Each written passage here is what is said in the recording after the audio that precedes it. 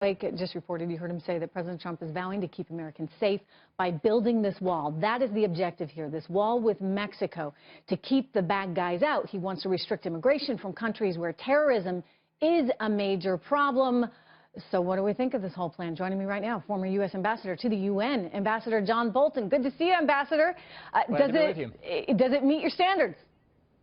Well, I think this is certainly a start because we know where the terrorist problem comes from in large measure, and we know that the countries that are on the executive order, the ones that have been named, we get very few people admitted from there already. I think that during the campaign, the candidate Trump talked about a program similar to this. It was very similar to what Ted Cruz had proposed. It was in many ways similar to what the George W. Bush administration did in the aftermath of 9/11. So I think people are upset about the terrorism issue. There's no doubt about that. He was very plain about it during the campaign. And let's see where we go from here. Okay, one of the things he's talking about as well is ending sanctuary cities.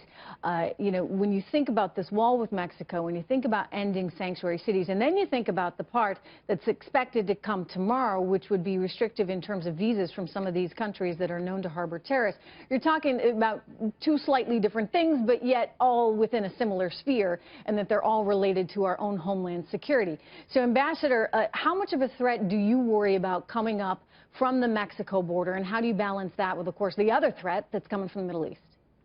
Well, I think the threat across the Mexico border from drug traffickers, from human traffickers, from people who want to get in and engage in terrorist activity. We know in 2011, the Obama administration even indicted senior officials of the Iranian Revolutionary Guards Corps for conspiracy to assassinate the Saudi Arabian ambassador to the United States in the streets of Georgetown. That border is porous, there's no doubt about it, and it's not simply illegal immigrants that are coming through, although that's a problem that obviously is very important to the Trump administration political base, but a direct threat to national security from people who intend to do us harm, or who through drug trafficking are going to do us harm as they sell their products. And people have talked about closing this border for a long time. I was in the Reagan administration when we passed the 1986 Immigration Reform and Control Act, one of which was close the borders. So you bring up something very interesting then.